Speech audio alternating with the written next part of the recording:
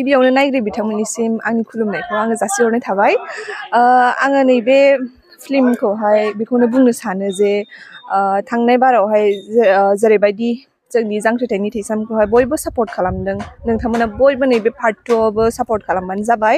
जों नैबे पार्ट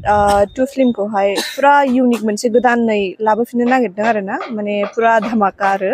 जेनेबा गोदान इकुइपमेन्ट्स होदों आरो हेलिकप्टार माबा माबि बाहायगोन एन्ड स्ट'रिनि स्क्रिप्टफ्राबो बिराद मोजां दाख्लैहाय आंनो आदा फंकसआ स्ट'रि स्क्रिप्टखौ आंनो हरदोंमोन ओमफ्राय आङो बेखौ फरायै फरायै गाबदों आरो ना माने बिराद मोजां थ' आङो फरायनानैनो एसेबां